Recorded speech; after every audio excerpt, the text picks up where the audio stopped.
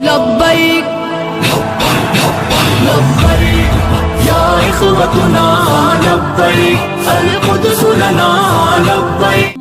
حضرت مولانا مفتی تقی عثمانی صاحب دامت برکاتہم العالیہ کا مقام مشہور علماء کرام کی نظر میں سب سے پہلے ہم دارالعلوم دیوبند کے سابق شیخ الحدیث حضرت مولانا مفتی سعید احمد پالن پوری علیہ الرحمہ کا وہ خط پڑھ کر سناتے ہیں جو حضرت مفتی صاحب نے مفتی تقی عثمانی صاحب کو اس وقت لکھا تھا جب مفتی تقی عثمانی صاحب پر قاتلانہ حملہ ہوا تھا۔ خط بالکل مختصر ہے لیکن اس میں جامعیت اور انکساری پورے طور پر موجود ہے۔ بسم اللہ الرحمن الرحیم۔ ہزار جانے آپ پر قربان، تہنیت بخدمت سید المسلمین شیخ الاسلام حضرت مولانا محمد تقی عثمانی صاحب ادام اللہ فضلہ۔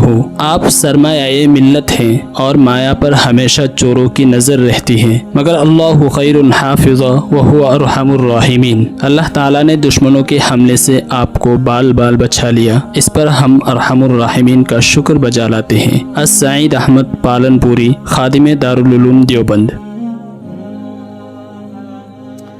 مفتی تقی صاحب پاکستان کا نہیں پوری دنیا کے مسلمانوں کا قیمتی سرمایہ ہے، بہت بڑی شخصیت ہے۔ مفتی تقی صاحب ہمارا سرمایہ ہے، ہمارا فخر ہے، اور صرف پاکستان نہیں بلکہ میں تو سمجھتا ہوں کہ پورے عالم اسلام میں اس وقت ان سے بڑا علمی انسان کوئی نہیں ہے۔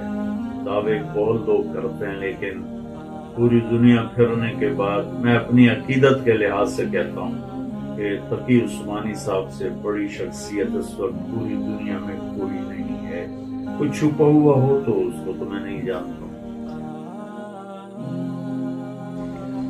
شیخ الاسلام حضرت مولانا مفتی تقی عثمانی صاحب دامت برکاتہم صرف پاکستان ہی نہیں عالم اسلام کی ایک عظیم ایسی شخصیت ہے کہ جن سے اللہ تعالیٰ نے بہت زیادہ دین کی اشاعت اور دین کی حفاظت کا کام لیا ہے۔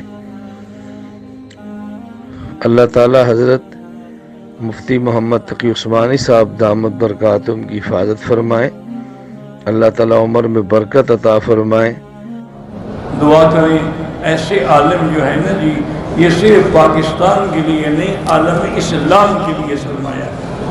تقی صاحب اتنا بڑا آدمی ہے ماشاءاللہ، اتنے بڑے علم والے ہیں، اتنے بڑے فضل والے ہیں، اور خاص طور پہ اقتصاد اسلامی پہ جتنی ان کی نظر ہے میں نے باہر آج تک کوئی عالم ایسا نہیں دیکھا۔ اور جو دارالعلوم ہے ماشاءاللہ جو کراچی کا سب سے بڑا مدرسہ ہے، صرف اس میں پتہ نہیں دنیا کے علماء طلباء پڑھنے کے لیے آتے ہیں، اور حضرت اس وقت بھی خود بھی بخاری شریف کا درس دیتی ہیں۔ تو دل سے دعا کریں کہ اللہ صرف پاکستان میں نہیں پورے عالم اسلام میں علماء کی حفاظت۔ مجھے مولوی سمجھ کے آئے ہیں نا، عالم سمجھ کے آئے ہیں، تو آپ کے نظریے کے مطابق میں کہتا ہوں کہ اگر آپ مجھے عالم سمجھتے ہیں تو میں آپ کو بتاؤں کہ پاکستان میں حضرت مفتی محمد تقی عثمانی صاحب جیسا مضبوط علم والا، اور علم بھی بہت سے لوگوں کے پاس ہوتا ہے مگر اعتدال نہیں ہوتا طبیعت میں، وہ باہر کے ماحول سے متاثر ہو جاتے ہیں۔ حضرت مفتی محمد تقی عثمانی صاحب دامت برکاتہم العالیہ وہ علم میں مضبوط بھی ہیں، اور ان کی جو زبان سے نکلے ہوئے الفاظ یا ان کے قلم سے لکھی ہوئی تحریر بہت ہی نپی تلی ہوتی ہے، ایک حرف بھی اس میں غیر ضروری نہیں ہوتا، اور ایک حرف بھی ایسا نہیں ہوتا جو ضروری ہو اور نہ آیا ہو اس میں۔ بہت کسی فرقے کی مخالفت بھی کرتے ہیں، بڑی تمیز سے کرتے ہیں وہ۔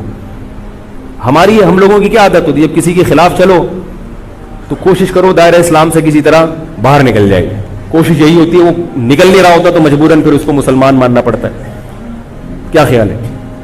کوشش یہ ہوتی ہے کہ اسلام کا جو دائرہ ہے وہ اس میں میں رہوں اور دو چار میرے مرید رہیں، لیکن چونکہ پبلک اس کو مانتی نہیں تو مجبوراً ان کو بھی دائرہ اسلام میں داخل کرنا پڑتا۔ تو حضرت مفتی محمد تقی عثمانی صاحب کی جو تحریریں ہیں وہ بڑی جاندار ہوتی ہیں، ان کو پڑھا کرو اللہ کے بندو۔ عالم کا یوٹیوب سے نہیں پتہ چلتا کون مفتی ہے کون کیا ہے۔ حضرت مفتی تقی عثمانی صاحب کی پاکستان میں اتنی عزت نہیں ہے جتنا غیروں نے ان کو عزت دی ہے۔ سعودی عرب میں جاؤ، امام حرم ان سے مسائل پوچھتے ہیں۔ ایک صاحب نے مجھے بتایا کہ میں نے امام حرم کو 25 منٹ تک ان سے فون پہ بات کرتے ہوئے دیکھا اور ان سے مسائل پوچھتے ہوئے۔